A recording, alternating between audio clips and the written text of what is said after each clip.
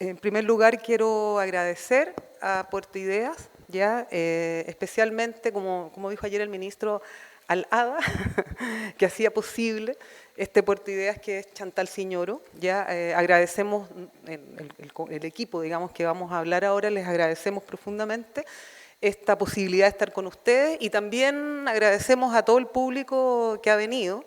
Un día sábado a las 4:30 no es muy usual ya que la gente venga a este tipo de cosas, así que muchas gracias por la presencia de ustedes.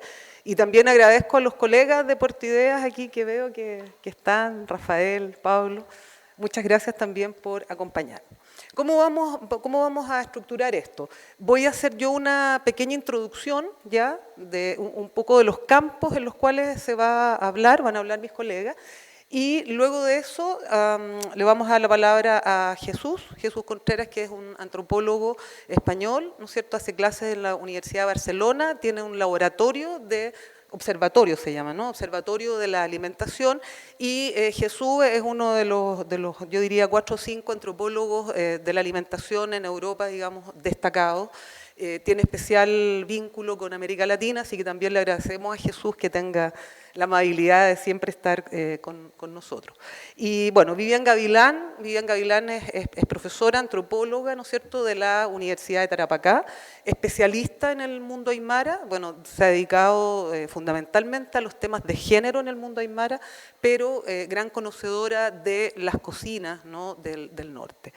Y luego va a terminar ya con el panel nuestro querido chef David Barraza. Ya él se dedica al tema también, es chef, digamos, pero se dedica a enseñar, ¿no? Enseñar las cocinas y bueno, nos va a decir cosas bastante importantes de cómo se comprenden o no las cocinas chilenas, y si es que existe, ¿no?, ese nombre. Entonces, ese va a ser el formato. Luego de que cada uno entonces haya expuesto, nos vamos a sentar ahí y ustedes entonces hacemos preguntas y tenemos un diálogo, ¿sí? Más o menos son 2 horas, trataremos obviamente de ajustarnos a ese tiempo. Bueno, partamos.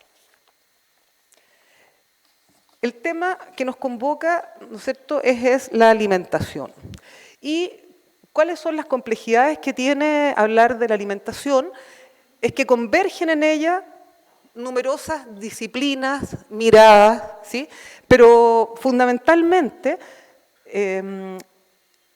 lo que podríamos nosotros decir, no todavía, lo que nosotros podríamos decir es que hoy día ya el discurso que domina los temas de la alimentación es el discurso biomédico y el discurso de la salud. Esto no significa que en el pasado no haya habido, digamos, un peso ya de este discurso, porque siempre, incluso todas las sociedades ya asocian la alimentación con temas, digamos, de salud. Pero hoy día ese es el discurso que domina, ¿ya? Nosotros vamos a hablar desde lo cultural, vamos a hablar desde las ciencias sociales, tratando de cruzar también con estas otras disciplinas, porque este es un tema muy complejo. Pero lo más importante de esto es que todos nosotros y nosotras podemos hablar de alimentación por una cuestión obvia, porque todos comemos, ¿ya? Y todos pertenecemos a una sociedad, a una comunidad, ¿no es cierto?, que se alimenta. Por lo tanto, todas estas cosas que nosotros también vamos a hablar acá, yo sé que van a hacer eco y ustedes las van a comprender porque las vivimos como comedores, consumidores, ¿no es cierto?, de una sociedad. Ya, una cuestión muy importante que en ciencias sociales y en antropología hay que tener claro, ¿no es cierto?, es que existen reglas, todas las sociedades, todas las culturas, ¿no es cierto?, tienen reglas de cómo se alimentan, ¿ya? Y una cosa muy importante que lo dice un antropólogo que es Fischler, ¿ya?, es que existe lo que se llama la paradoja del omnívoro. Nosotros vivimos esa paradoja. Podemos comer de todo, pero no comemos de todo, ¿sí? ¿Ya? Y eso, ¿no es cierto?, implica, y eso nos lleva a esta idea de que precisamente la alimentación es un lenguaje, se construye en un lenguaje, se construye, ¿no es cierto?, en un sistema de símbolos. Y este sistema de símbolos, ¿no es cierto?, va a operar siempre en una clasificatoria, ¿ya?, de lo que es bueno para comer y lo que no es bueno para comer. Ahí ustedes pueden ver, ¿sí?, que hay una serie, ¿no es cierto?, de preparaciones, de platos que Algunos obviamente no son tan, pero creo que no veo mucho, pero el que está, digamos, acá, ¿no es cierto?, son cuyes, por ejemplo. Los cuyes que son mascotas, ¿no? Tenemos los niños, ¿no es cierto?, tienen a los cuyes como mascotas, y entonces comerse un cuy en nuestra cultura resulta horrible, ¿no? Es como comerse, comillas, no sé, un ratón. Algo así. Pero, sin embargo, para el mundo andino, el mundo, por ejemplo, ¿no es cierto?, en Ecuador, en Perú, eso es normal. Entonces, es lo que quiero que entiendan con esto, son estas formas en que nosotros clasificamos lo que podemos y lo que no podemos comer, ¿ya? Y que, sin duda, es absolutamente arbitrario y tiene que ver precisamente con las características de nuestra cultura, ¿ya? Uno de los elementos, digamos, o una de las fuentes ya más importantes de las reglas alimenticias han sido justamente los sistemas religiosos, ¿ya? Todas las religiones, y la mayoría de las religiones, ¿no es cierto?, tienen una serie de prohibiciones, ¿sí?, a la hora de alimentarse. Y no solamente una serie de prohibiciones, sino una simbólica respecto a lo que es el alimento. Por ejemplo, ¿no es cierto?, ahí vemos el famoso tema, ¿no es cierto?, bueno, la última cena, y es el gran símbolo, ¿no es cierto?, de la hostia, ya como una transustanciación de Jesús, ¿no es cierto?, y de Dios. Entonces nosotros cuando vamos y ingerimos y consumimos una hostia, ¿no es cierto?, estamos haciendo una serie de operaciones simbólicas, nos estamos incorporando el cuerpo de Cristo, pero al decir incorporar el cuerpo de Cristo, están pasando, ¿no es cierto?, una serie de sistemas con los cuales nosotros operamos, entonces no es el simple hecho, ¿no es cierto?, de comerse esta hostia. Bueno, ahí tenemos otro ejemplo, incluso, ¿no es cierto?, en las sociedades sacrificiales, ya caníbales, hay un tipo de reglamentación, ahí ustedes ven cómo están comiendo, el orden en que comen, ¿no es cierto?, la cabeza, por ejemplo, seguramente de haber estado destinada a algún jefe, a alguien superior, ¿no? Y bueno, ahí tenemos otro ejemplo de cocinas, ¿no es cierto?, de prohibiciones alimenticias vinculadas a lo religioso. Bueno, en la antropología hay un autor que seguramente ustedes han escuchado, ¿no es cierto?, que se llama Lévi-Strauss, ¿ya?, que yo diría, no sé si está de acuerdo conmigo Jesús, pero desde mi punto de vista, le va a dar al tema ya de la alimentación en la antropología un salto y un giro, ¿ya?, cuando él se preocupa y dice, bueno, ¿qué es lo que ocurre? ¿Qué es lo que pasa con el fenómeno, ¿no es cierto?, de la alimentación y sobre todo el fenómeno de la cocina? Entonces, lo que dice, lo que ocurre, ¿no es cierto?, es que hay el hecho, ¿no es cierto?, de cocinar, bueno, y ustedes lo saben, el hecho de haber conocido el fuego, ¿no es cierto?, de haber podido tener el fuego para transformar los alimentos, va a implicar el paso a la cultura, va a decir él. O sea, tan importante ya es esto de cocinar y de alimentarnos de una determinada manera, ¿no es cierto?, que nos va a especificar como seres humanos el hecho de cocinar y hacer estas operaciones, ¿no es cierto?, con el alimento que, según Lévi-Strauss, ¿no es cierto?, son operaciones que son universales, que es justamente el paso, ¿no es cierto?, de los alimentos crudos ya a lo cocido y a lo podrido. No sé por qué ahí no se ve aquí hay una serie de flechitas que no se ven ahí, ya que tienen que ver con el tipo de transformación, ¿no es cierto?, que implica cada uno de estos estadios. ¿Ya? Entonces, lo interesante de Lévi-Strauss es que él dice que la cocina va a funcionar como una estructura que está incorporada en nuestro inconsciente, ¿sí?, y que a la vez va a reflejar otras estructuras sociales. Y no solamente las va a reflejar, de alguna manera también, ¿no es cierto?, va a hacerse eco de algunas, ¿ya?, de algunas, por ejemplo, diferencias que ocurren en nuestra sociedad. A mí me encanta es una cosa muy chiquitita que está en el artículo del triángulo culinario, pero a mí me gusta muchísimo, ya que Lévi-Strauss descubre este universal, ya que es la exococina y la endococina, ¿no? La exococina es la cocina que se hace afuera, ¿sí? La endococina es la interior, la de la casa, ¿no es cierto? Y si ustedes ven lo alucinante de esto, ya es que la exococina ha estado siempre ligada al mundo masculino y la endococina al mundo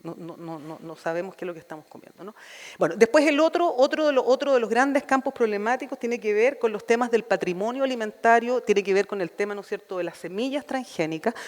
Sabemos que hay una serie de problemas, ¿no es cierto?, que se están provocando con respecto a la diversidad ya de semillas con lo que son los transgénicos, y hay un gran debate, porque por supuesto hay gente que dice que no, que en realidad los transgénicos son maravillosos y que no pasa nada, y bueno, y otra gente que ha descubierto y ha demostrado, digamos, cómo efectivamente toda la biodiversidad empieza a desaparecer, digamos, y por otro lado el tema de los capitales que son los dueños de estas semillas, ¿no es cierto?, y la exacción al mundo campesino y al mundo indígena también en nuestros países. Bueno, ese es un campo problemático. El otro es que también se ha trabajado, que es lo que se ha llamado la gastronomia, ¿no? Se produce toda una desarticulación de lo que eran los hábitos, ¿no es cierto?, de consumo, las reglas, los modos en que comíamos, los tiempos ya de la ingesta. También, y una cosa muy compleja, son estos sistemas clasificatorios contradictorios que tenemos, ¿no? Porque un día nos dicen que una cosa es buena para algo y al otro día la misma cosa no es buena. Entonces ya realmente no sabemos qué hacer con esta contradicción. Ya. Después lo otro que también conocemos, lo de la obesidad, ¿no? La obesidad que empieza a parecer una obsesión, obviamente, ¿no es cierto?, en todos nuestros países, y lo que algunos han llamado la lipofobia, ¿no? O sea, el odio a las grasas, ¿no? Entonces, porque ahora ya nada se puede comer, ¿no es cierto?, si no está suficientemente magro. Bueno, y luego las restricciones alimentarias, ¿no es cierto?, el veganismo, el vegetarianismo.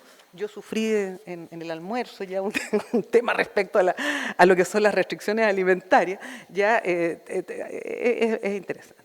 Bueno, ese es un campo. Bueno, y por último, el campo que va a tomar también Vivi, ¿no es cierto?, y David, que tiene que ver con estas otras dimensiones de la globalización, que son el desarrollo de las cocinas locales versus las cocinas transnacionales.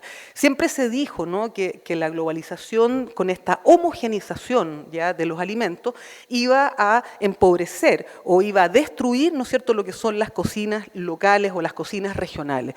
Y nos damos cuenta que en realidad lo que se produjo, no solo con el tema de las cocinas, con la globalización, digamos, en otros sectores, en otros elementos también ha ocurrido, ¿no es cierto?, es que aparece, por el contrario, una fuerza identitaria, ¿no?, de las cocinas locales, familiares, etcétera, que contestan un poco también a lo que son estos fenómenos de homogenización.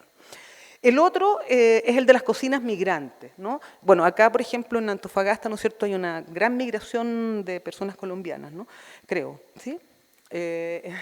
Entonces ahí me imagino, por lo menos en Santiago sí ocurre, ya lo hemos investigado, lo hemos estudiado, que efectivamente los migrantes vienen, ¿no es cierto?, con sus cocinas, vienen con sus productos y comienzan a instalarse, ¿no?, ya sea con restaurante o ventas callejeras, y entonces eso también empieza a traer una serie de diálogos, no diálogos, etcétera, con lo que son, ¿no es cierto?, las propias cocinas. Ese es un fenómeno, digamos, muy importante. Bueno, el del patrimonio culinario, específicamente el culinario, más que el alimentario, estoy hablando aquí del culinario, que también, ¿no es cierto?, empieza a aparecer, a problematizarse en la medida en que cómo se defienden también ciertas identidades, ¿no?, del mundo popular, del mundo campesino, frente al arrasamiento de, yo diría, bueno, de los grandes restaurantes, ¿no es cierto?, que arrasan un poco con lo que son estos patrimonios locales. Bueno, y por último, ¿no es cierto?, la idea de que aparece un sujeto, digamos, nuevo, ya en estos periodos de globalización, que son los chefs, ¿no?, que aparecen como estas figuras icónicas de una sociedad que le da una enorme importancia, digamos, a la alimentación, y entonces empieza a aparecer lo que yo llamo el chef SA, o sea, el chef Sociedad Anónima, ya que entonces también hace espectáculo, ¿no? Tenemos varios aquí ejemplos que son mundiales, digamos, no solo son de acá, ya, donde entonces empieza a aparecer esta figura. Y esto es bien interesante desde el punto de vista de género también, porque la figura es una figura masculina, las mujeres siguen también relegadas, nuevamente relegadas al espacio de la endococina, ya, y esta exococina aparece masculinizada, ya, lo cual entonces nos da para pensar y para decir que en realidad Lévi-Strauss no estaba tan equivocado cuando dice que las estructuras, ¿no?, culinarias reflejan y dan cuenta de el orden de una sociedad, ¿ya? Así que eso. Entonces ahora voy a dejarlos con Jesús, ¿ya? Después la Vivi, después. Buenas tardes y buena siesta. En España es la hora de la siesta y tenemos un refrán que dice la comida descansada y la cena paseada. O sea, a pesar de que Sonia ha agradecido en nombre de todo el grupo la invitación, yo quiero reiterarla porque vengo de más lejos. Entonces, como vengo de más lejos, he hecho más kilómetros, tengo que agradecer más la invitación y eso quiero hacer. Bien. Estamos en nudos de la alimentación contemporánea. La alimentación contemporánea, como siempre, podría decir, siempre es un fenómeno complejo, pero hoy, diríamos, como tenemos información de muchos lugares y de muchas más cosas, y en relación a la alimentación también de muchas más perspectivas, podríamos decir que la alimentación se ha vuelto todavía más compleja de lo que ha sido siempre. Y además, por diferentes razones, nos interesamos y reflexionamos mucho sobre ella. Yo voy a ser muy esquemático porque quisiera hablar de muchas cosas, no hay mucho tiempo, entonces voy a ser esquemático, exagerado, caricaturizador.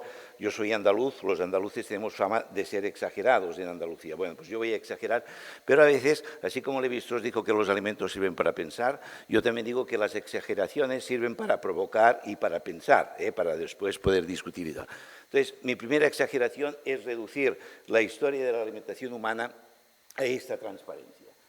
Durante siglos, durante milenios, la preocupación de la humanidad en relación a los alimentos ha sido conseguir suficientes alimentos para toda la población, suficientes alimentos a lo largo de un año, etcétera, etcétera. Y buena parte de la tecnología que se ha desarrollado tiene su origen en querer resolver problemas alimentarios. Es posible que ustedes conozcan ese refrán, o ese dicho, que el hambre estimula el ingenio. Buenas tardes, señor micrófono. El hambre estimula el ingenio.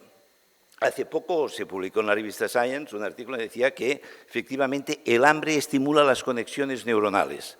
Esto puede ser motivo de preocupación. Si durante siglos el hambre ha estimulado el ingenio, ahora que estamos supersaciados, es posible que pasemos del mono obeso al obeso tonto. Ojalá que no, ojalá que no. Bueno, insisto, durante siglos, durante milenios, la preocupación ha sido conseguir suficiente alimento. Y ahora, casi como de repente, el problema parece ser que es el contrario. Tenemos un exceso de alimentos, una sobreabundancia de alimentos. Comemos demasiado, se dice. Algunos comemos demasiado. Y si durante siglos diríamos que las respuestas han estado orientadas a intentar solucionar los problemas de la escasez, ahora muchas de las respuestas están orientadas a solucionar los problemas de la abundancia. ¿Y cuáles son esos problemas de la abundancia? Muchos. Aquí solo algunos. Por un lado, la obesidad, de la que tanto se habla.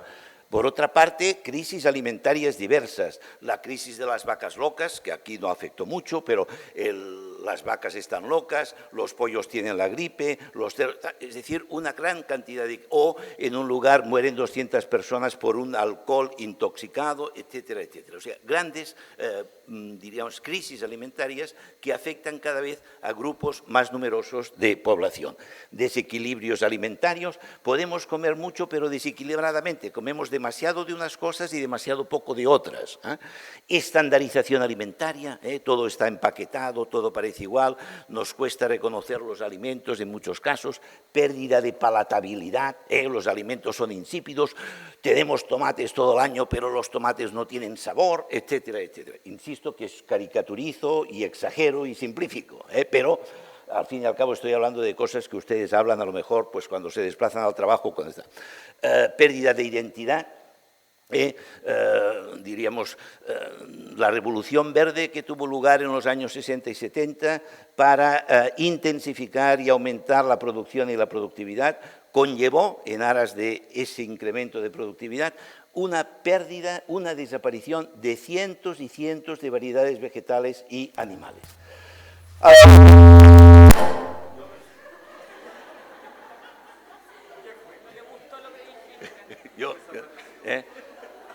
Bueno, ¿ves? desaparición de múltiples variedades. Y a partir de los años 80 tomamos conciencia de que hemos perdido biodiversidad. Durante los años 60 y 70 los gobiernos comunistas y capitalistas estuvieron subvencionando la Revolución Verde. Y ahora estamos subvencionando la recuperación de las variedades que perdimos en los años 60 y 70. Si hubiéramos tenido un poco de vista, un poco de anticipación, nos podríamos haber ahorrado las subvenciones de los años 60 y las subvenciones de ahora. No sé qué haríamos con tanta plata. Bueno, peligros para la salud, enfermedades diversas, trastornos alimentarios, el problema este de la fast food o comida chatarra, etcétera, etcétera.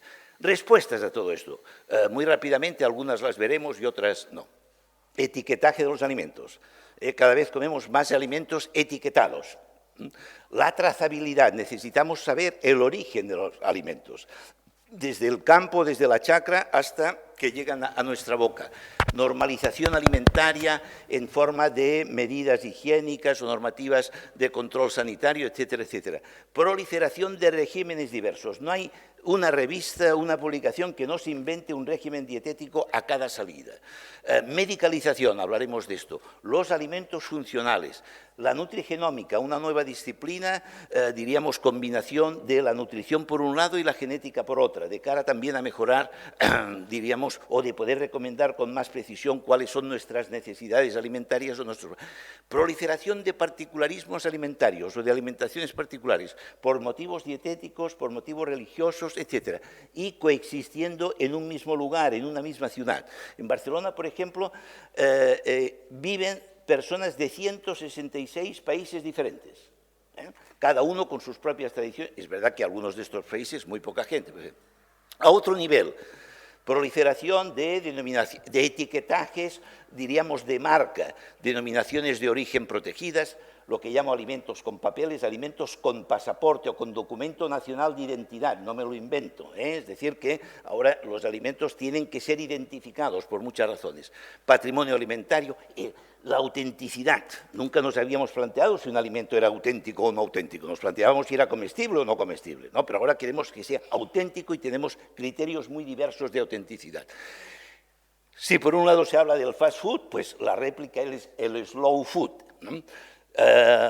Productos o alimentos de proximidad, circuitos cortos, etcétera, etcétera, etcétera, ¿no? Bueno, pues de todas estas cosas yo solo voy a hablar de cuatro. Voy a hablar de la paradoja, diríamos, de coexistir situaciones de abundancia lacerante y de hambre lacerante, la cuestión de la seguridad e inseguridad alimentaria, la cuestión de la nutricionalización y, muy rápidamente, esta proliferación de particularismos alimentarios. Bueno, hambres y abundancias. Pasa. Sí.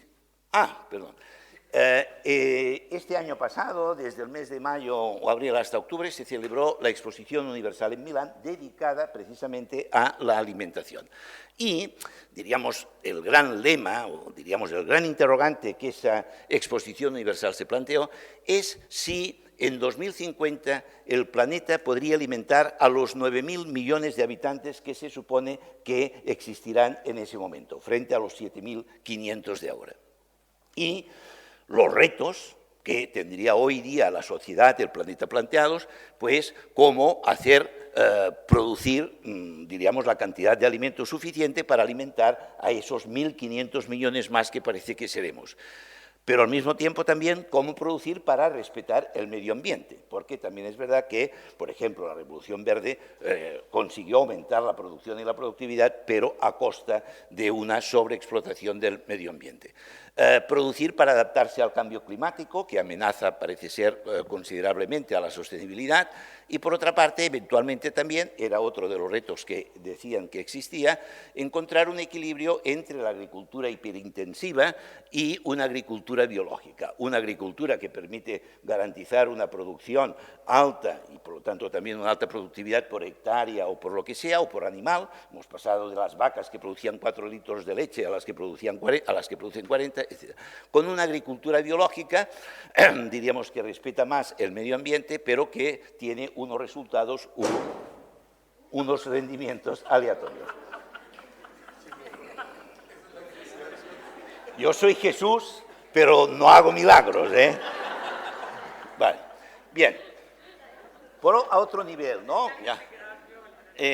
También este año pasado, una revista muy prestigiosa, de amplia tirada y de publicación en numerosos idiomas, el National Geographic, había un número monográfico en el que, entre otras cosas, se afirmaba que la ciencia evitó la última crisis alimentaria.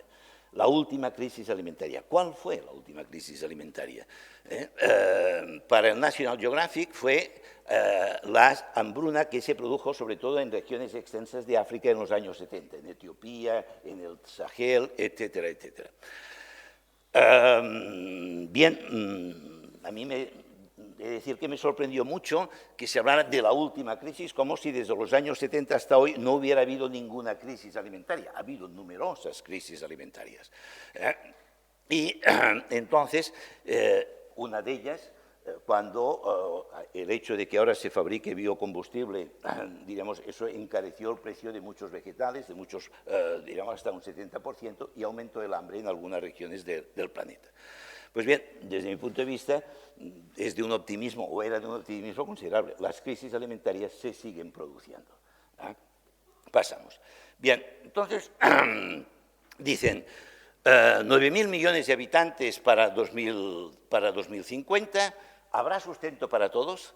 Y mi respuesta, diríamos no porque yo me la invente, sino en función de muchos trabajos que hay ahora, es que hoy ya se podría alimentar a 9.000 millones de habitantes. Hoy. No hace falta esperar al año 2050, ni hace falta incrementar la producción ni la productividad.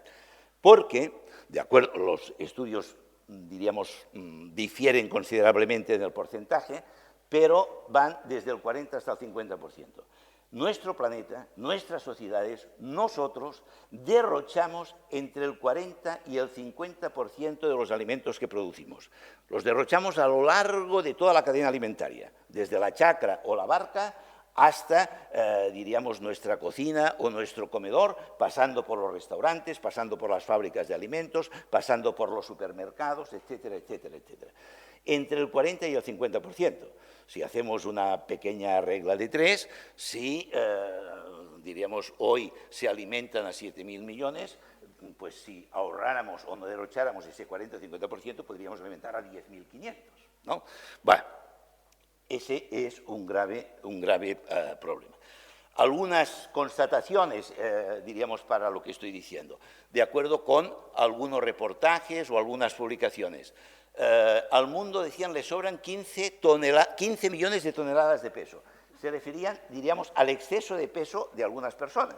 Sumando ese exceso de peso, es decir, las personas que sufren de obesidad, pues resulta que al mundo le sobran 15 millones de toneladas de peso. Obviamente, esto es un titular de prensa. Los titulares de prensa siempre buscan, pues, un cierto impacto o lo que sea. Pero también podríamos decir que los titulares de prensa son tan exagerados y caricaturescos como yo, pero sirven para pensar. 10 consejos para desperdiciar menos comida. Ahora, hasta las multinacionales de la alimentación dan consejos para no desperdiciar comida. Dan consejos, diríamos, a sus, usuarios, a sus clientes, etc.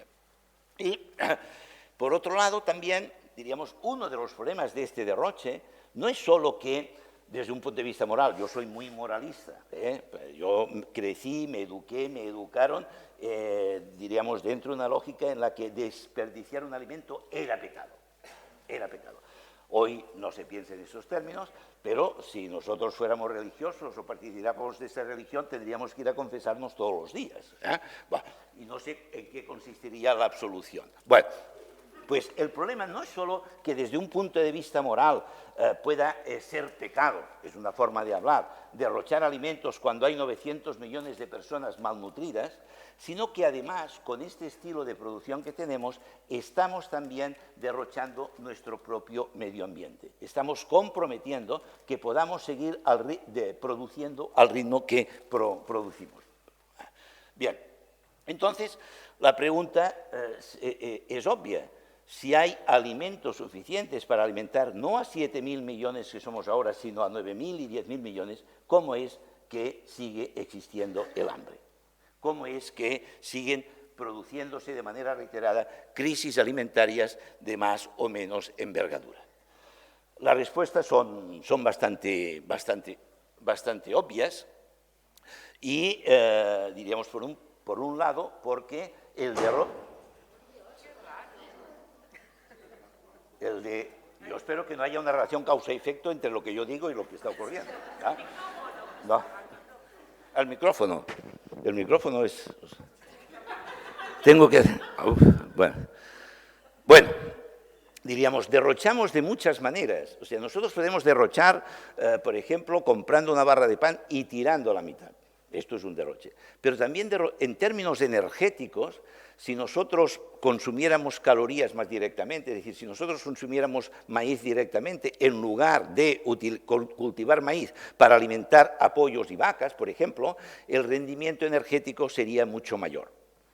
Es decir, las calorías que gastamos para obtener una caloría en carne de pollo o en carne de vaca son muchas más. Diríamos, es como si, por decirlo de una manera, como si yo para ganar una peseta me gastara 10, o sea, perdería 9, ¿no? Una peseta, perdón, un peso. Diríamos, nadie haría una inversión, nadie pondría 10 pesos para retirar solo uno. Pues eso es lo que se hace en alimentación. Ponemos 10 calorías, o 12 calorías, o 16 calorías para obtener solo una derroche energético considerable. Pasamos. Bien, vamos, ya hemos dicho, 34.000 personas, parece ser, de acuerdo con la FAO, que mueren diariamente de hambre, o sufren, y 930. Esta cifra ha disminuido un poquito según el último dato de hace pocas semanas. Parece ser que ahora estaríamos en los 900 millones. 900 millones. Por un lado, 1.000 millones de personas que están obesas y, por otro lado, 930 que están malnutridas. Pasamos. Bien, entonces, diríamos, hay que pensar que el problema es un problema sistémico. Diríamos, estamos muy mal organizados o hay demasiados intereses o determinados intereses para que esto ocurra. Y yo, en lugar de dar respuestas, planteo dos preguntas, para que vean ustedes también algunas dimensiones de este derroche alimentario. ¿Por qué Monsanto no suprime en los contratos que firma con los agricultores la cláusula que les impide reservar simiente para el futuro en lugar de obligarles a adquirir las semillas patentadas cada año? Eso es un derroche. Y es un derroche por contrato. Es una imposición. Obviamente ese derroche supone un beneficio para la empresa que lo capitaliza. ¿Por qué Walmart, diríamos, una de las más importantes cadenas mundiales de distribución, de grandes almacenes, de supermercados, ¿por qué Walmart obliga a sus agricultores a destruir las zanahorias que no cumplen con las medidas estandarizadas impuestas en los contratos? Walmart, también otras compañías, imponen a sus agricultores las zanahorias tienen que tener una forma determinada y un diámetro determinado. Y las que no cumplen con eso tienen que ser destruidas. No pueden ser llevadas, por ejemplo, a un mercado local, no pueden ser entregadas a alguna organización que luego pudiera redistribuirlas. No pueden utilizarlas ni siquiera para abonar sus propios campos. Tienen que destruirlas. ¿Por qué? ¿No? Bien. Preguntas como estas nos podríamos plantear muchas. Obviamente las razones del despilfarro, del derroche, pueden ser específicas, o las causas, vaya, pueden ser específicas para los diferentes productos y también para los diferentes eslabones de la cadena alimentaria. Entonces, solo son dos preguntas para que pensemos que en realidad las razones del derroche están en el sistema y no en, diríamos, nuestro abandono o nuestra pereza, aunque también puede haber algo de pereza en estas cosas. Y un ejemplo, las rarezas del mercado. Yo no soy economista y dentro de mi ingenuidad en relación a las cuestiones económicas, yo pensaba, es más, estaba convencido de que si un país exportaba maíz, no importaba maíz. Yo pensaba que se exportaba el excedente, ¿no? Y se importaba aquello que no tenía. Bueno, pues aquí en el caso de Ecuador, pero esto sirve para Ecuador, sirve para Chile, sirve para España, sirve para cualquier país, resulta que los países exportan e importan un mismo producto. ¿Tiene alguna particularidad esto? O sea, imagínense que ustedes para ir al trabajo, van primero al trabajo, vuelven a casa y luego vuelven al trabajo. No tiene sentido, ¿verdad? Bueno, excepto que les gustara pasear. Bien, ¿cuántos kilómetros de más hacen estos alimentos? ¿Cuánta gasolina de más consumen o hacen consumir estos alimentos? O sea, todo esto es un nuevo derroche, o es un derroche. Entonces, ¿por qué? ¿Dónde están las razones que puedan, a mí, que soy un ingenuo, un ignorante, me permitan comprender que por qué el segundo producto más importado de Ecuador es el maíz y el tercer producto más exportado es el maíz? Pasamos. Seguridades e inseguridades alimentarias. Muy rápidamente.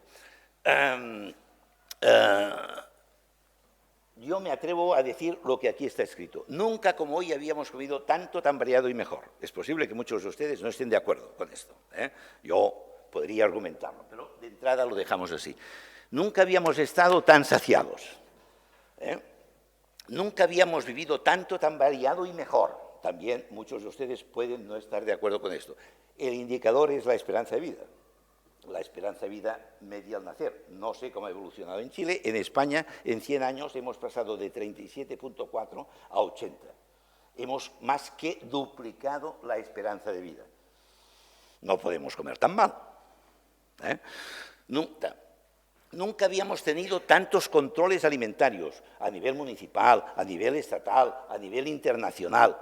Controles sanitarios de todo tipo. Nunca habíamos tenido tecnologías tan eficientes y sofisticadas para garantizar la inocuidad, la seguridad de nuestros alimentos. Nunca habíamos tenido tanta gente tan bien preparada y tan bien motivada para, diríamos, vigilar los alimentos para que redunden en nuestro bienestar y no en nuestro malestar. Y, sin embargo, nunca habíamos tenido tanto miedo en relación a los alimentos que consumimos. A esto yo le llamo la paradoja de la seguridad alimentaria. Bien, han pasado muchas cosas, evidentemente, ¿no? Diríamos, como decíamos antes, los productos se han estandarizado, hemos perdido la noción de la cadena alimentaria. Podría yo poner algunos ejemplos, pero, a ver, no sé si al final mantuve la fotografía o no. Diríamos, tenía una foto, que veo que no la he puesto, diríamos, en la que ustedes podrían identificar hamburguesas, chorizos, salchichas, y que si además de verlas en la foto, identificarlas como tal, las olieran, las probaran, verían que tenían gusto de chorizo, o olor de chorizo, forma de chorizo y color de chorizo, pero 100% vegetal. O sea, la tecnología permite hoy, hace ya bastante tiempo, permite manipular todos los atributos sensoriales mediante los cuales nosotros hemos identificado cuando digo nosotros me refiero a la especie humana, hemos identificado los alimentos a lo largo de la vida. Hace maravillas la tecnología. Es curioso que algunas de estas cosas que la tecnología ha hecho para hacer estos productos tan raros, algunos chefs de la cocina creativa los aplican también para nuevas recetas. No es el caso de la nueva cocina chilena. Esto es lo que, antes Sonia hablaba de ovnis, ustedes han oído hablar de los ovnis, ¿no? Objetos volantes no identificados. Nuestra alimentación de hoy está llena de ovnis, objetos comestibles no identificados. Y esto nos da un cierto temor, porque nosotros siempre hemos querido saber lo que comemos. Cuando nos enfrentamos a un plato desconocido, lo miramos, preguntamos qué es, no nos acabamos de fiar de la explicación que nos dan, lo leemos y lo sometemos aquí a nuestra aduana bucal, que es un trocito, pero siempre con mucha prevención. Es decir, lo desconocido nos da miedo en materia alimentaria porque lo incorporamos a nuestro cuerpo. Bueno. Los riesgos alimentarios. Diríamos, no hay alimento prácticamente o aparentemente que no comporte un riesgo, o bien por maltratamiento, por su estado de conservación, por su composición o por lo que sea. Pasamos. Bien, y entonces diríamos que nuestras sociedades están hoy preocupadas por nuestra alimentación porque parece ser que está llena de riesgos. Aquí, bueno, esto es una broma, un chiste. Ustedes habrán oído esa expresión de que más vale una imagen que 1000 palabras. No sé si estarán de acuerdo o no. Yo estoy parcialmente de acuerdo. Pues a veces vale más un chiste que 1000 palabras. Cuando un chiste es compartido nos está diciendo muchas cosas. Bueno, pues hay un supermercado inexistente, obviamente, pero que si la vaca loca, que si las bacterias, que si el clenbuterol, la legionela, aquí cada día aparecen informaciones de este tipo, ¿no? Bueno, y aquí esta señora abajo que dice, a ver qué pongo hoy que no nos mate, ¿no? La mujer que va a comprar, ¿no? A ver, ¿no? Porque parece ser que los alimentos... bueno, hay mucha gente que ya en broma en serio, así como están las cajetillas de tabaco, que fumar perjudica seriamente su salud o que fumar mata, pues al paso que vamos, comer mata. Bueno, en realidad vivir mata, ¿no?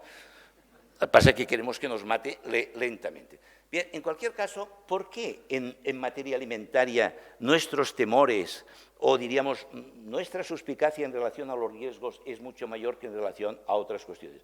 Yo no sé si ustedes recordarán hace poco, bueno, cuando empezó el celular, no es acá en Chile, pero en Europa se habla mucho de que, diríamos, las antenas para la telefonía móvil podían provocar tumores en el cerebro, ¿no? ¿Ustedes tienen alguna constancia de que el uso del celular haya disminuido como consecuencia de este posible riesgo? En cambio, ¿qué pasa cuando se dice que un alimento puede entrañar un riesgo? Disminuye su consumo, poco o mucho, pero disminuye su consumo. Durante más o durante menos tiempo, pero disminuye su consumo. Tomamos una prevención. Por dos razones. El teléfono, aunque lo tengamos cerca, y las ondas, esto de las ondas, pues claro, yo sé poco de ondas, bueno, podemos creer. Pero el teléfono móvil o el celular soluciona, de hecho están desapareciendo las cabinas telefónicas. Es decir, juegan una función que no podríamos jugar sin el celular. En cambio, con los alimentos, oye, ningún problema. Si la vaca está loca, el cerdo está cuerdo. Si el pollo tiene la gripe, oye, a lo mejor el cordero está rebosante de salud, ningún problema. Tenemos muchos alimentos entre los que elegir, por lo tanto, diríamos, podemos permitirnos el lujo de tomar precauciones. No es que seamos irracionales. La gente asume un riesgo cuando tiene la posibilidad de un beneficio, pero asumir riesgos sin beneficio alguno posible, estaríamos de acuerdo en que, no sé si es la palabra adecuada, que la persona sería un poco tonta, o para utilizar una más técnica, poco racional.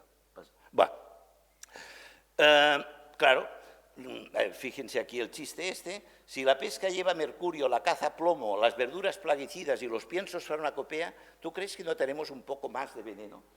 Estas son las informaciones que reiteradamente aparecen. Bueno, vamos a ir más rápido porque yo tengo una tendencia patológica a la dispersión. Vaca loca, seguimos. Y ya para acabar esta, diríamos, claro, esto contribuye de alguna manera a aumentar las prevenciones hasta cierto punto. Medicalizaciones, estamos nutricializados, medicalizados. Diríamos, normalmente, y seguramente en la mayoría de las ocasiones, ustedes cuando se refieren a los alimentos, pues hablarán de pollo, de manzana, de arveja, de frijol, yo qué sé, de cuy, etcétera, etcétera. Pero hoy, cada vez, cuando se nos habla o se nos informa o se nos previene la alimentación, no son estos términos los más usados, que si pollo, manzana o lo que sea, sino colesterol, triglicéridos, vitaminas, es decir, componentes químicos. Es decir, Alton, te pasaste a la última. Hubo un salto, debe ser esos terremotos que hay por ahí. Vale, más.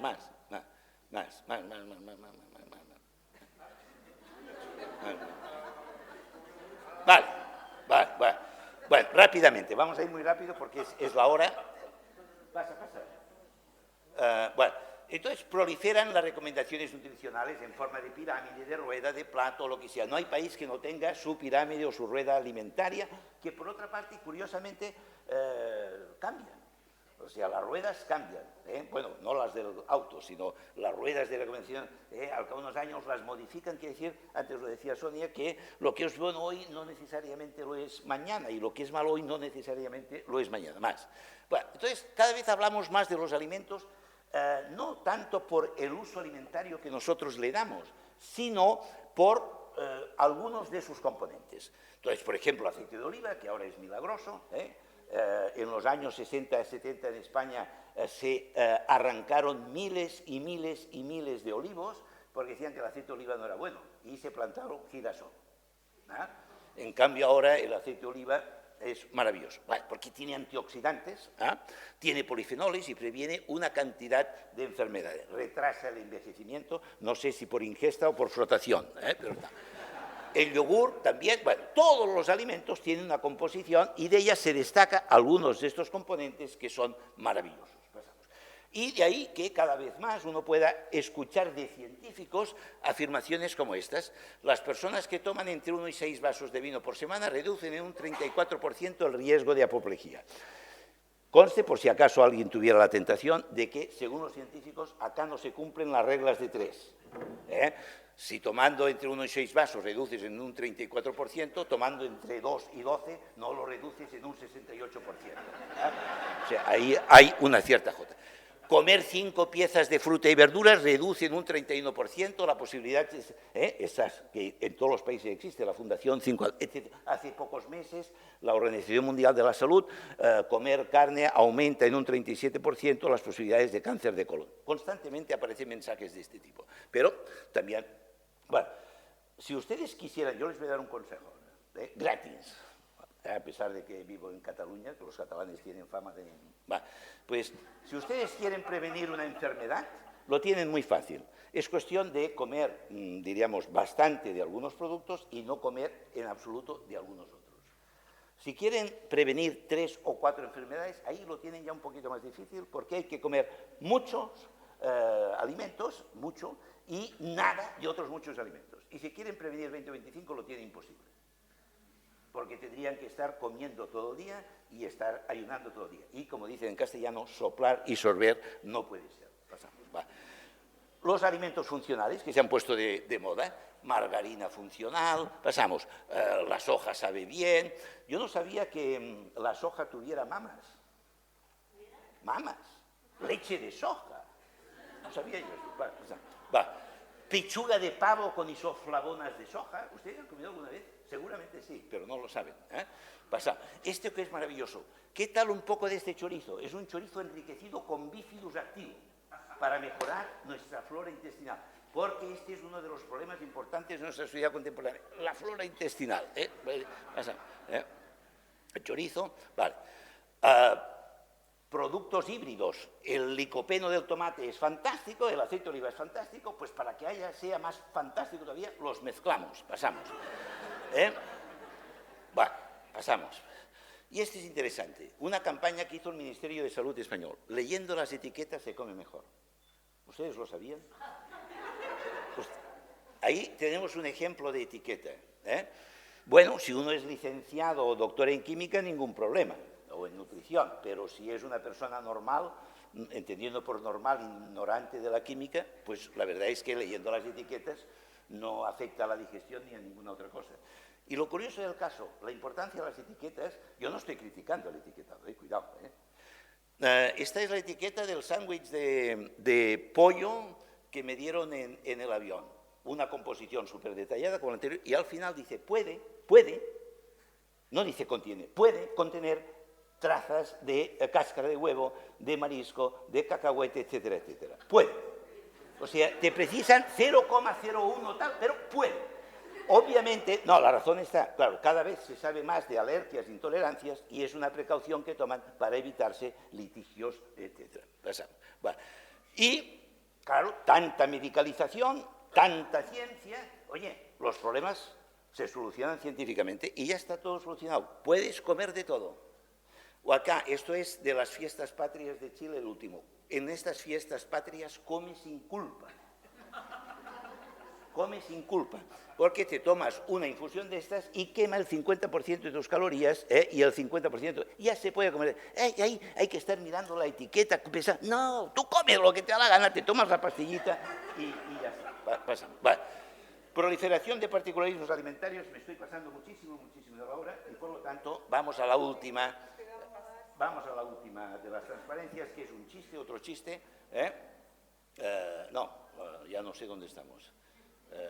Y antes de esta. Bueno, se ve muy mal, incluso los de la primera fila lo ven muy mal, los de la última no deben ver nada, pero yo solo esto. No sé si ustedes tienen una cierta idea de lo que era la cena del Día de Acción de Gracias en los Estados Unidos, una fiesta muy popular, muy celebrada y que tiene un correlato alimentario muy importante, el gran pavo, un gran pavo asado, y allí el pavo que trae la señora de la casa lo coloca en la mesa y luego el señor de la casa lo corta y lo distribuye entre toda la familia. la misma comida para toda la familia. Y este es un hipotético futuro día de Acción de Gracias. Está sentados a la mesa toda la familia, uno que dice yo no puedo comer sal, otro que dice que es intolerante a la lactosa, otro que es vegetariano, otro que es judío, otro que es vegano, uno que es gastronómico fanático o gastrónomo fanático, etcétera, etcétera. Bien, diríamos, la ciencia posibilita estos conocimientos. Cuidado, se puede hacer broma. Se puede hacer broma, se puede hacer ironía, pero evidentemente cualquier persona celíaca estará muy agradecida a la ciencia de que, diríamos, se sepa cuál es la razón de sus trastornos. Cuidado, insisto. Lo que, evidentemente, esto nos plantea la dimensión en una nueva complejidad con la que no habíamos tratado. Antes, a la persona que ahora le llamamos celíaca, le llamábamos maniático, ni sabíamos qué era esto del celiaquismo. Entonces, la gente que se apartaba de tal era que tenía manías. No, ahora conocemos que hay personas intolerantes o alérgicas y tal, y tomamos, y es una cosa de agradecer, las precauciones correspondientes. En cualquier caso, solo han sido unas notas para, diríamos, poner de manifiesto la complejidad de la alimentación a todos sus niveles. Y lo dejo aquí porque ya me he pasado del tiempo. Gracias.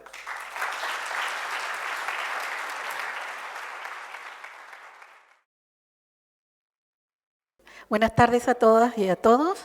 También, bueno, voy a un segundito para agradecer a Sonia que me ha invitado a compartir con mis compañeros aquí, con ustedes esta tarde. Bueno, vamos a pasar a algo más aterrizado, pero lo vamos a tratar de vincular con las dos presentaciones anteriores. Si seguimos un poco la exposición de Sonia, de alguna manera lo que hemos hecho en la región de Tarapacá, la actual región de Tarapacá, hemos intentado buscar aquello que Sonia ha nombrado como endococina, de alguna manera ver cuáles son las reglas que nosotras y nosotros los tarapaqueños hemos construido, hemos elaborado a través de 13.000 años de historia para alimentarnos, restaurarnos y pasarlo bien. De eso se trata. Y por otra parte, creo que las reflexiones finales de poder utilizar esta información para reflexionar sobre el pasado, presente y futuro, es evidentemente, más bien, adquiere muchísima mayor importancia si lo vinculamos con lo que hoy nos ha expuesto Jesús, ¿no? Entonces, de lo que voy a hablar es de la alimentación y las cocinas desde una perspectiva local, desde un contexto en el cual intentamos ver cuáles son las cocinas locales y lo que nos interesa ver de alguna manera es si hay algo así como una cocina tarapaqueña. Desde la misma perspectiva podemos, como señaló Sonia, ¿existe una cocina chilena? ¿Qué es eso de una cocina tarapaqueña? Y la pregunta es un desafío, más bien, más que responderla como si sí, si no, de lo que se trata es desafiarnos a pensar si podemos asociar tradiciones culinarias o si podemos apreciar, identificar una cocina vinculada con un territorio muy específico, ¿no? Y bueno, la primera cuestión para desarrollar esta inquietud es que si estamos en esta perspectiva de ver lo local en lo global y lo global en lo local, evidentemente que la historia cumple un rol importantísimo. Más allá de la geografía, y que no es menor, estar viviendo en el desierto más árido del mundo,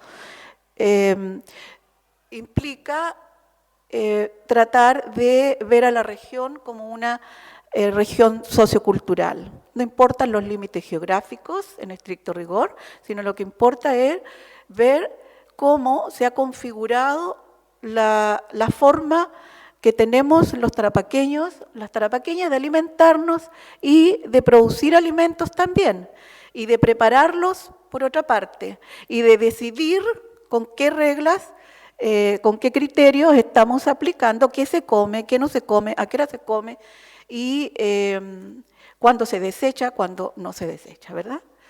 Entonces, estas pequeñas investigaciones que hemos hecho nos hablan de una larga tradición de producir alimentos, pero que hasta la llegada de la industria del salitre, esa producción de alimentos se corta, ¿verdad?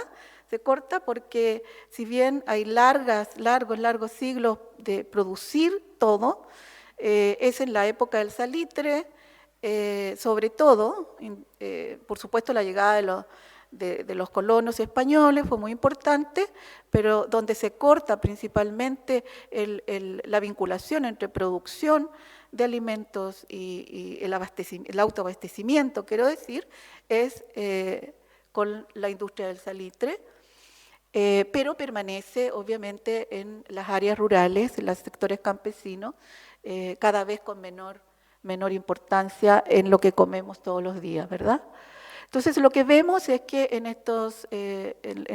esta convivencia de una multiplicidad de tradiciones de endococinas y de exococinas, se va configurando de alguna manera identidades locales asociadas a territorios, ¿no? Entonces ahí vemos, por ejemplo, una gran fuerza de un sector importante para el futuro de la región, creo yo, pero restringida en la cantidad de población, que son los pueblos originarios, y que se logra identificar esta cocina que yo llamo de las Pachamamas y de los Achachilas, que es el legado que nos han dejado los bisabuelos, como dicen los aymaras, para la preparación de los alimentos, es para la obtención de los alimentos y para prepararlos. Luego encontramos una fuerte tradición costera, aunque hoy día muy reducida, de los llamados camanchacas en tiempos coloniales por los cronistas, o urus, o los changos, que también no sabemos quiénes son. Hay una multiplicidad de grupos en su interior, pero los nominamos hoy día como aquellos pobladores pobres, según los colonos, que vivieron a lo largo de la costa del sur del Perú, el norte nuestro actualmente, y con una muy profunda tradición de explotación de los recursos marítimos, ¿no? Y por otra parte identificamos esta fuerte identidad pampina que se traduce también en una cocina local que los propios actores configuran y dicen pertenecer a esa tradición, ¿no?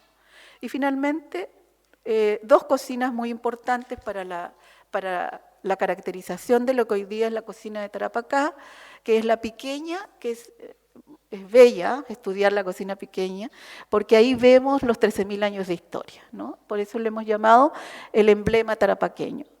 Y finalmente, la cocina iquiqueña, moderna, diversa, diferenciada por clases, diferenciada culturalmente, en los 2 últimos siglos, con mucho aporte de inmigrantes europeos y asiáticos, y por supuesto de los países vecinos latinoamericanos.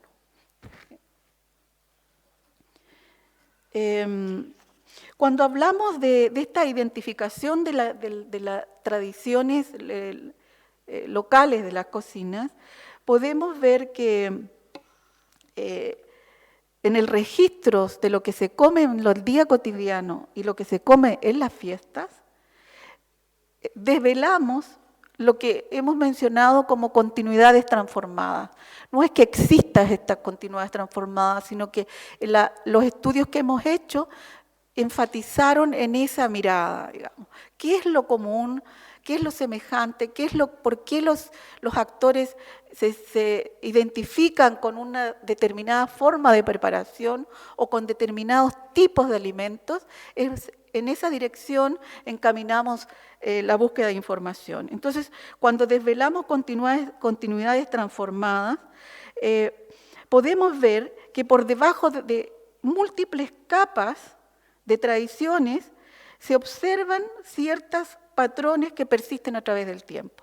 Por ejemplo, al inicio del siglo XVII, cronistas registran el sanku o cocho como parte de nuestro acervo culinario, pero no es el mismo plato que el descrito por estos cronistas españoles que aquel que hoy día podemos comer en las cocinas locales, ¿verdad? Por ejemplo, el sanku que nos describieron los entrevistados en esta investigación, que se adscribieron como Aleancinos, una antigua oficina salitrera de Tarapacá, o los zancos que saboreamos hoy día, como digo, no es el mismo, ha ido cambiando en su forma de preparación, pero también en su acompañamiento, pero ha cambiado sobre todo en el contexto social en el que se sirve. Ya no es un alimento sagrado de los dioses como en el siglo XVII, sino es un plato que se come en la cotidianidad. Pero podríamos decir que ni siquiera hoy se come en la cotidianidad, porque nuestras cocinas ya no incorporan este tipo de alimentos. Podemos encontrarlos en los restaurantes que intentan recuperar estos saberes del pasado. Por otra parte, podemos ver que ciertas preparaciones hoy que no se realizan, pero persiste en la memoria de los tarapaqueños.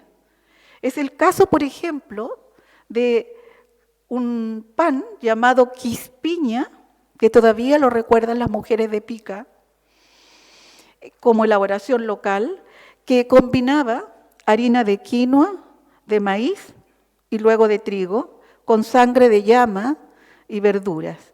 No parece estar vigente, por lo menos hasta donde hemos indagado.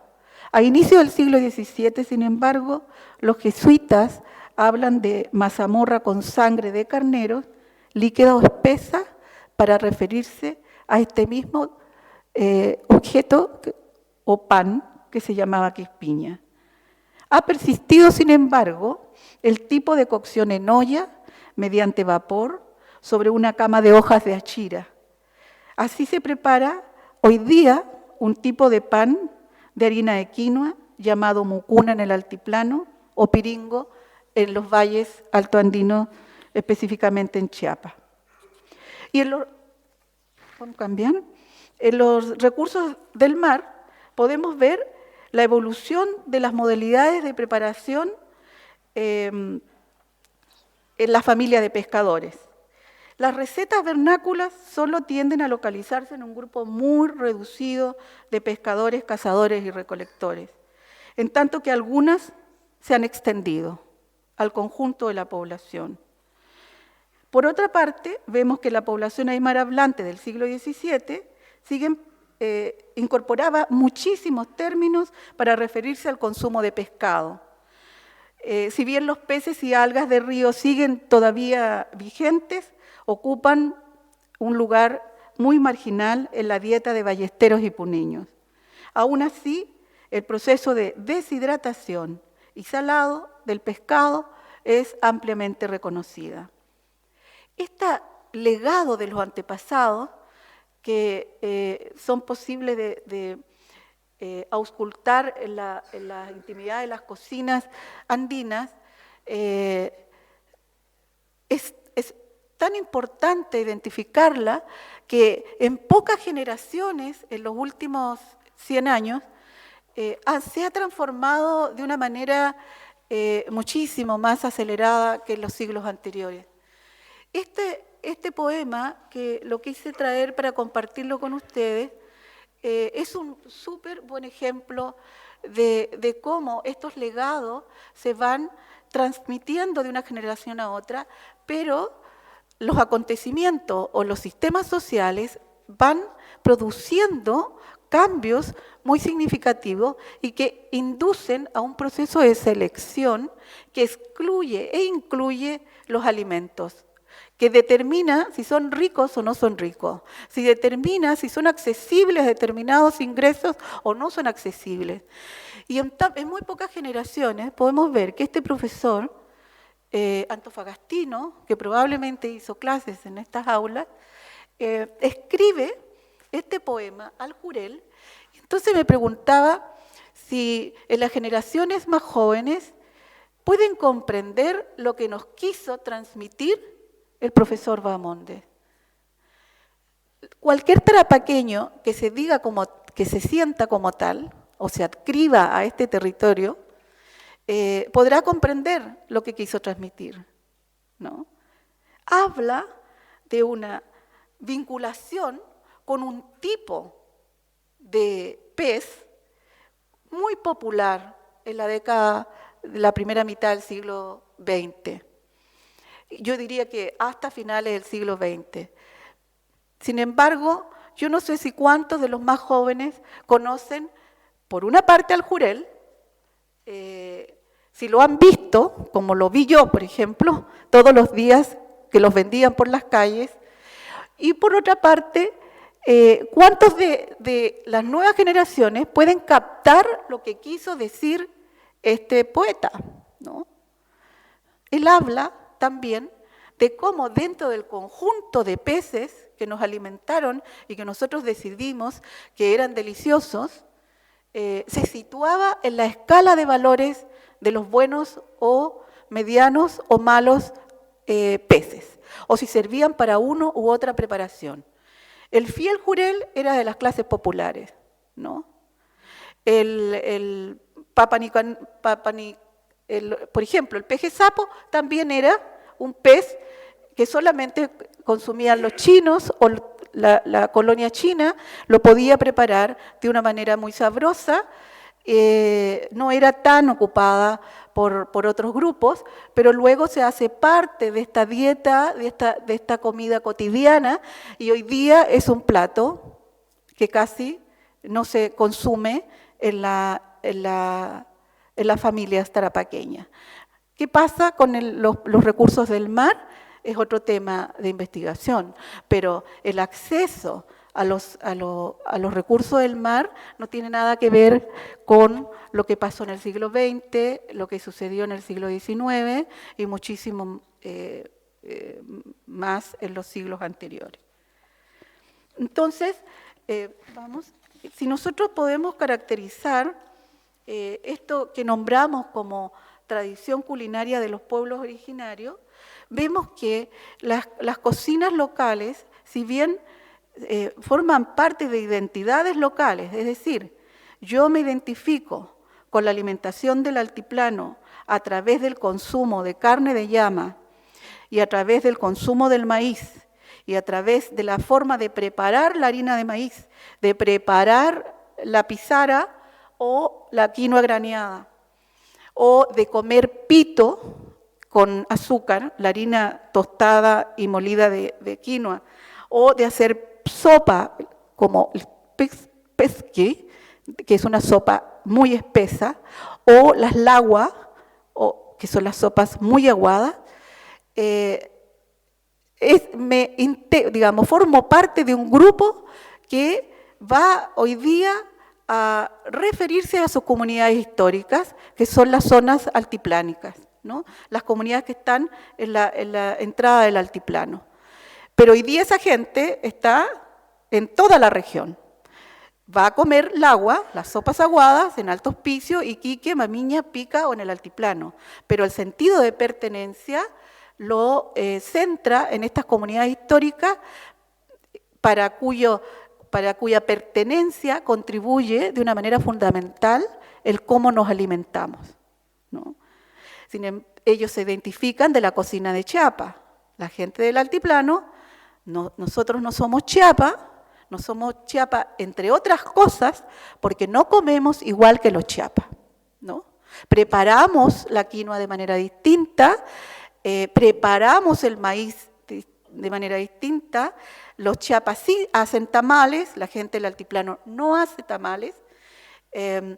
La gente de Mamiña, que se incorporó tempranamente al ciclo salitrero y por lo tanto experimentó transformaciones estructuralmente muy fuertes desde el punto de vista socioeconómico y culturales. Ellos acceden a la escolarización mucho antes, un tiempo mucho más acelerado que las comunidades de Valle y Altiplano. Pero allí hay una fuerte identidad local que de aymara se ha transformado a quechua y en esta nueva identidad que los mamiñanos empiezan a adquirir, la comida, la cocina, constituye un centro fundamental. El picante de conejo, los mamiñanos se identifican por su forma de preparación y con qué tipo de alimentos los acompañamos, con qué lo acompañamos. Es distinto al de Pica, es distinto al de Tarapacá y por supuesto todos los valles se quieren distinguir de las comunidades históricas del altiplano y por lo tanto va a variar las formas de preparar el tamal. En cuál es la diferencia que ellos mismos dicen, es si uso huacatay, si puedo usar charqui, qué tipo de charqui uso, si uso llamo o vacuno de burro, o si lo mezclo, etc. Entonces, hay aquí en la tradición de los pueblos originarios una fuerte identidad local, territorial, pero más allá de las comunidades históricas, hay modelos de preparación que configuran patrones comunes, ¿no? En esta, digamos, legado de formas de preparación de los antepasados. Un ejemplo también notable, a propósito del cuy, que mencionaba la Sonia al inicio, es, por lo menos en Tarapacá, no sé qué pasará aquí en los pueblos rurales, el cuy casi no se come.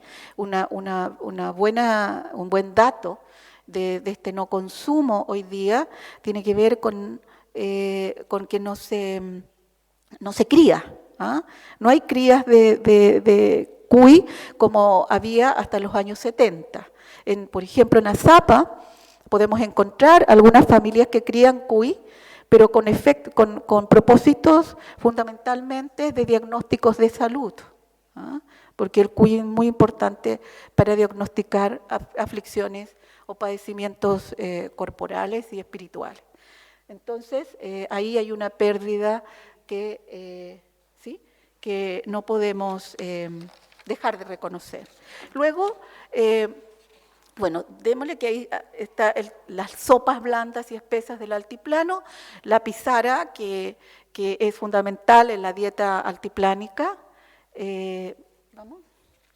Y luego el legado de los changos, que es toda la tradición de la costa, que por ejemplo determina que la cabrilla es al agua, que el chupín es de congrio, que la cojinova va enharinada o rebasada o escabechada, que el pesquesapo es al jugo, que el tomoyo en caldillo, la albacora a la plancha, el sargo frito entero, los erizos y locos al natural, las jaivas enteras, etcétera, ¿no? Y pasamos entonces a las tradiciones de los trabajadores y las trabajadoras del salitre, que es el periodo en que se configura la nacionalidad chilena, y hay aquí una multiplicidad de tradiciones culturales, pero que va muy asociado al establecimiento de clases sociales, porque la identidad de clase eclipsa las identidades de los distintos grupos culturales.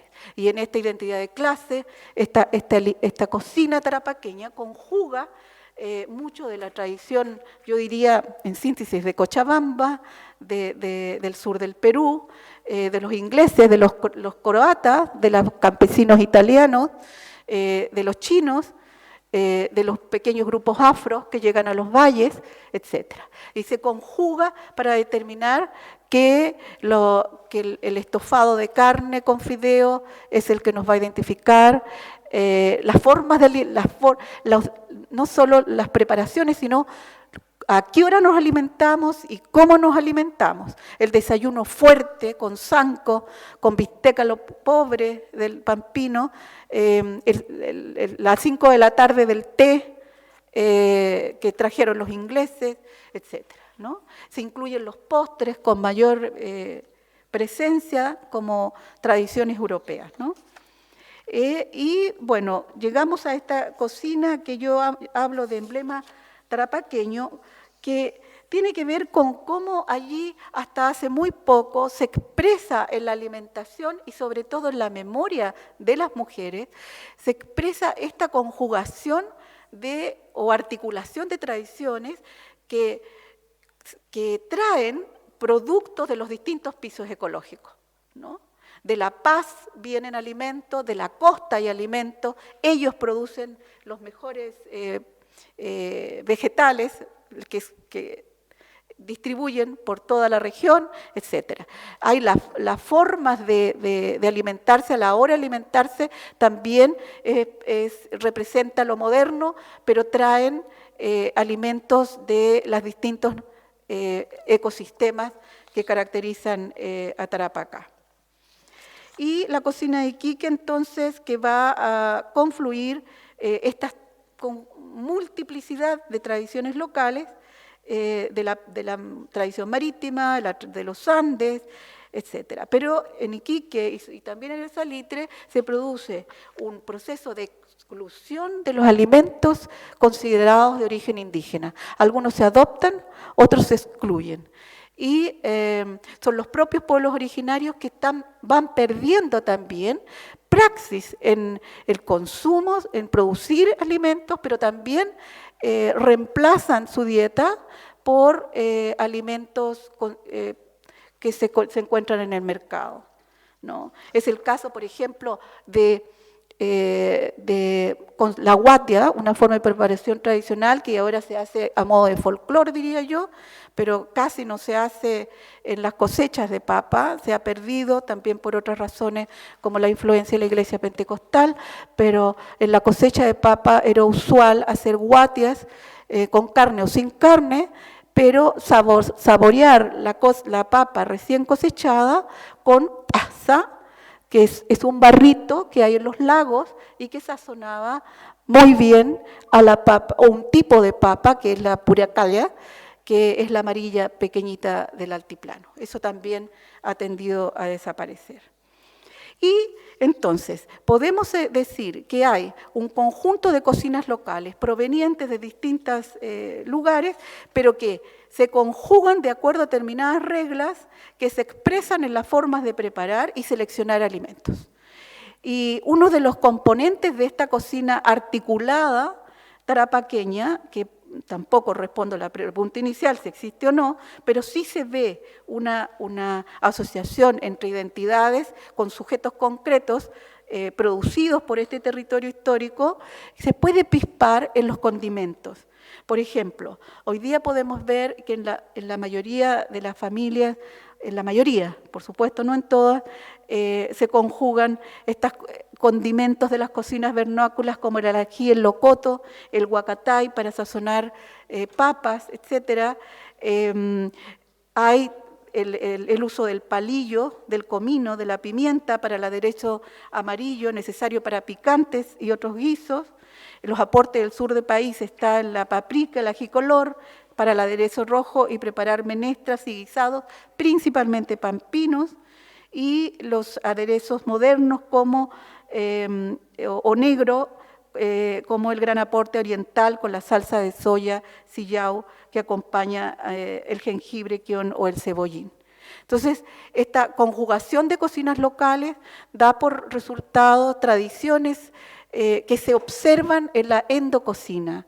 Y lo que cabe preguntarnos ahora es cómo poner en valor estas tradiciones, porque afortunadamente estamos advirtiendo que hay mucho interés, pero por largas décadas se excluyó aquello que se nominó, yo diría, por los grupos de poder como lo no chileno, ¿no? Lo no chileno se clasificó. Y ahí los pueblos originarios fueron excluidos de esta valoración. Y en una región tan árida como la nuestra, hemos pasado a una dependencia cada vez mayor del mercado internacional. Entonces, el llamado a reflexionar es a vincular más bien cuál es la relación entre reconocernos en nuestras propias cocinas y no en la francesa como impuso el Estado-nación moderna en toda la primera mitad del siglo XX. Cómo valorar esta larga tradición de adaptación a estos ecosistemas desérticos y, por otra parte, cuál es el vínculo de esta valoración con la superdependencia de nuestra alimentación hoy día. Ahí termino.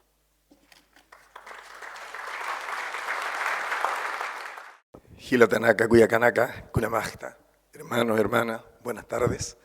Agradecer a la Fundación Puerto Idea y la invitación a Sonia Montesino por considerarme ser parte de su equipo. Y la verdad que el saludo para todos es para dar también a conocer parte de mi identidad. Soy nortino, soy de Iquique, vivo más de 30 años en Santiago.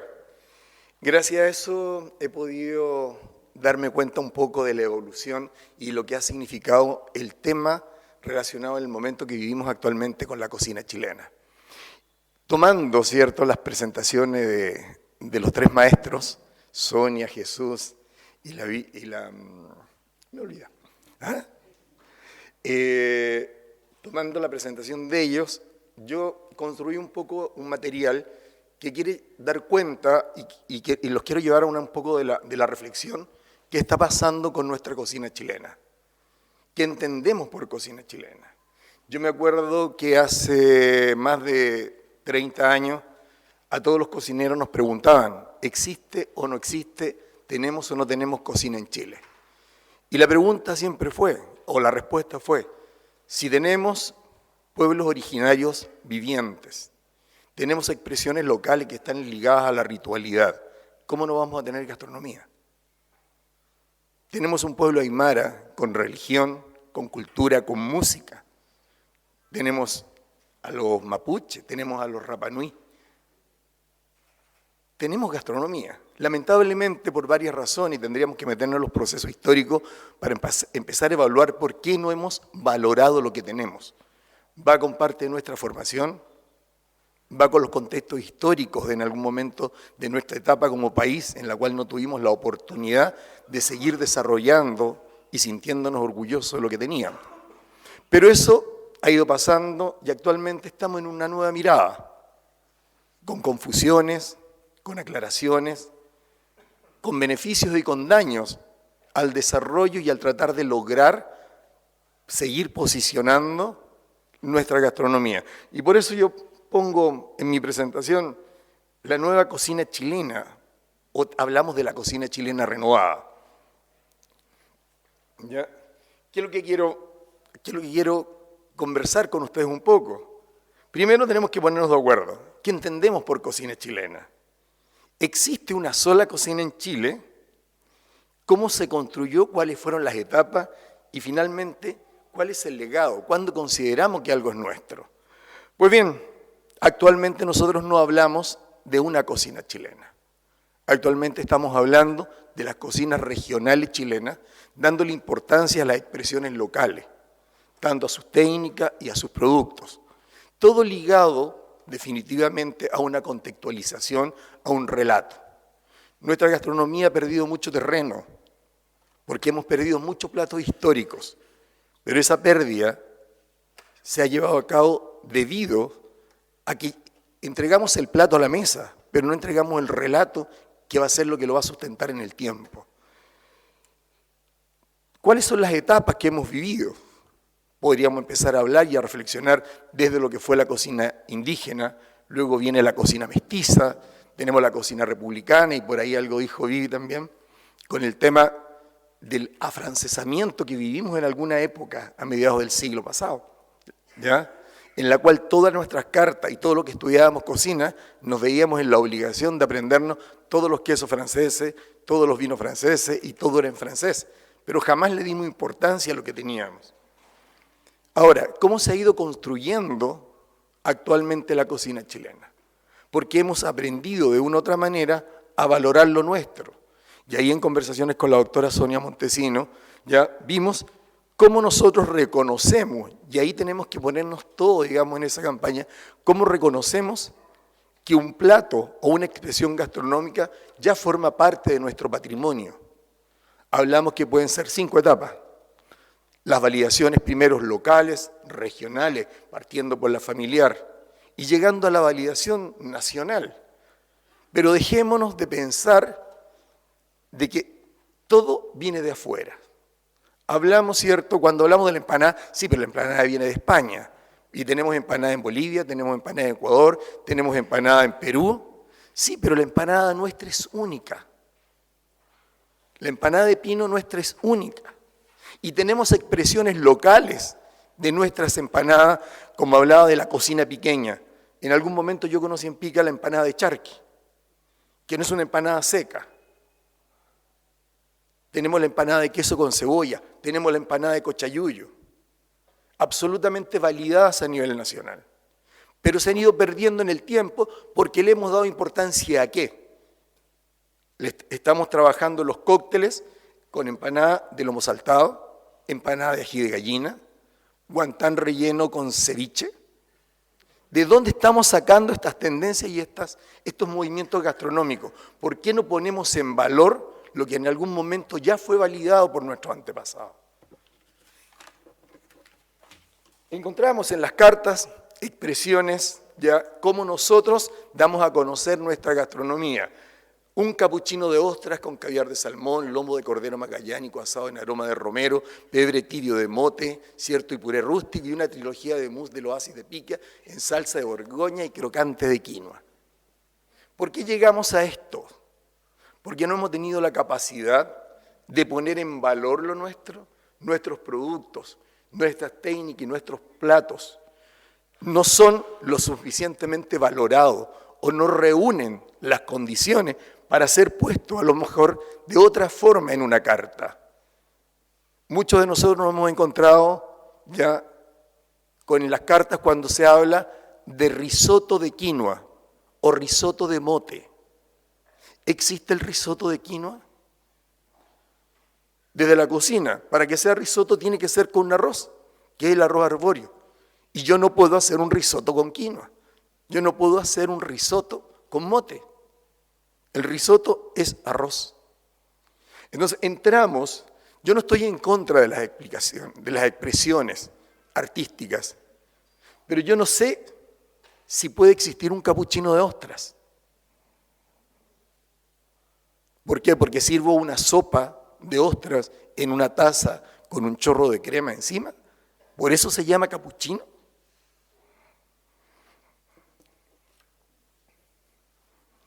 Entonces, en la cocina chilena renovada nos encontramos frente a una tendencia que pasará de moda o estamos frente a un verdadero cambio. ¿Hablamos de cocina chilena renovada o hablamos de una nueva cocina chilena? Para hablar de cocina chilena renovada y para renovar algo, yo tengo que tener sólidas las bases de dónde viene y cómo es. Y luego me atrevo a renovar. La posición que yo tengo en estos momentos, yo estoy hablando como cocinero, como representación de un club de chef, pero también trabajo en educación. Afortunadamente me toca recorrer muchos colegios, muchos liceos en la región metropolitana, y cuando va a un liceo, que sabemos la situación económica, lo difícil que es trabajar y formar en nuestro país, sobre todo desde el punto de vista de lo que es la técnica, me encuentro que los alumnos no saben hacer bien una cazuela de vacuno. No saben hacer bien una cazuela de pollo, pero sí hacen una desconstrucción de la cazuela. Generamos un concurso de cocina chilena, de cocina de familia, receta con historia, donde invitábamos a un alumno de los liceos técnicos con una persona de su familia, su madrina, su tía, su abuela, con un plato que le daba identidad a su familia. Esos platos que uno los utiliza cuando está de cumpleaños de la abuela o para los años nuevos, para Navidad. Ese plato de la casa. Platos maravillosos, pero por influencia también de sus formadores nos encontramos de repente, a lo mejor con un pescado frito, con ensalada de papa, pero con un sorbet de limón. ¿Ya? Pero eso, ¿dónde estamos llevando efectivamente nuestra gastronomía? ¿Qué es lo que queremos? Si yo no conozco las bases de la gastronomía chilena, no me puedo atrever a hablar de renovación. Yo no me puedo atrever a hablar de innovación. Si vamos a hacer cambios, y yo estoy de acuerdo que tienen que haber cambios, ¿qué tenemos que renovar o qué tenemos que potenciar? Productos, técnicas, preparaciones. ¿Qué es lo que vamos a cambiar? Y aquí hay una reflexión que la tengo más adelante, pero la adelanto. Hay que recordar algo súper importante. La cocina es un ser vivo. ¿Qué quiero decir con esto? Hay instancias donde la cocina se abre para permitir cambios que la ayuden a mantenerse vigente. Que a lo mejor tengo que ya el pastel de choclo no lo voy a hacer con el molinillo a mano porque ya no existe. El pastel de choclo lo voy a hacer en la máquina eléctrica, en la mini primer, en el mixer, en la 1, 2, 3, donde sea. Lo voy a utilizar. Pero tengo que mantener la esencia. ¿A qué voy? Que la cocina como ser vivo se abre para permitir ser intervenida, pero hay momentos donde la cocina se cierra para mantener su tradición y su base. Y ahí tenemos que ser humildes y sabios para vivir cada una de las etapas que está viviendo la cocina. Tenemos que considerar los cambios estructurales que están viviendo. Volvemos al tema, y a lo mejor voy a hablar un poco de la experiencia en el cóctel de ayer, de haber comido un guantán con ceviche, ¿ya? Haber comido unas bolas de risotto, haber comido un salmón ahumado chileno con streusel. ¿Por qué nuestra cocina ya mantenemos viva la estructura si la queremos potenciar? Como ha sucedido con la cocina china o la cocina mexicana, como por dar un ejemplo. Cocinas que están vigentes en nuestra cultura. Han sufrido ciertas modificaciones, pero siguen manteniendo viva su estructura. La cocina china tradicional a lo mejor no es la que comemos, obvio que no es la que comemos acá. Han bajado el picor, la han adaptado un poco, pero no han existido estos cambios tan radicales. Si hablamos de las pastas, con los italianos, las pastas siguen siendo tradicionales. Ciertas intervenciones, pero no al nivel de agresividad que van perdiendo el tema de la identidad. Lo que habíamos al principio con la redacción del menú, ¿en qué nos estamos caracterizando actualmente? En la redacción, cuando hablamos de la cocina chilena renovada, en la redacción de la oferta gastronómica, en la propuesta estética. Cuando empezamos, ya vimos el tema de la redacción, que muchas veces caemos en redundancia y en muchos errores, y hablamos y nuestro cliente, nuestro receptor, no entiende lo que yo estoy ofreciendo. También en las presentaciones, desde el punto de vista estético, no le damos importancia a las bases, como por ejemplo a los métodos de cocción, que van haciendo atractivo. Cuando yo hago una carne, un pescado a la plancha, esa costra la hace atractiva para mi paladar. No me preocupo de eso, pero sí me preocupo de colocar un crocante de manzana a lo mejor, de medio metro de alto, ¿cierto? Porque lo hace más atractivo. Coloco un montón de crispies, ¿ya? De chifonadas, de julianitas de verdura, que al freírlas se ponen amargas y me distorsionan el sabor. Ese crocante es complejo para trasladarlo por el garzón, que efectivamente, ¿qué es lo que queremos? ¿Qué es lo que queremos cuando hablamos de las propuestas estéticas? ¿Qué queremos cuando nos queremos comunicar? Introducción de nuevos productos regionales, y aquí es un problema que estamos viviendo un poco complicado. ¿Cuál es el beneficio que estamos logrando con algunas tendencias o con algunos chefs en incluir en sus cartas aquellos productos endémicos, locales, que no van en beneficio general? No sé si ustedes han escuchado hablar de los espárragos de mar, ¿ya? los espárragos de mar están en forma exclusiva en algunos restaurantes en Santiago, donde el promedio del menú por persona 120, 125 mil pesos. Y tengo que pedir con 2 meses de anticipación la reserva. Es un producto que pertenece a nuestra cultura, pero ¿por qué tienen beneficios solamente algunos? ¿Por qué no este producto se enseña a valorar y se conserva desde su base, respetando su tiempo, sus vedas, su crianza que es silvestre? ¿Qué está pasando actualmente con los piñones? Está prohibida en estos momentos la extracción y la recolección de piñones por la depredación que se ha hecho del territorio. Están dañando las araucarias, aparte de los incendios. El copado en la 4ª región se puso de moda, ¿lo ubican? ¿Ya? El copado es una bola que se da en el cactus, que está de moda porque es bueno para la diabetes, para el colesterol y todo lo demás. Están dañando los cactus por la depredación del copado. Se pone de moda un producto, la papaya serenense, que nos da identidad a nosotros, está en peligro de extinción porque es más rentable cambiar los cultivos de papaya por uva pisquera. Entonces, ¿cómo nos regulamos? ¿Cómo buscamos que el beneficio vaya a la conservación de nuestras riquezas?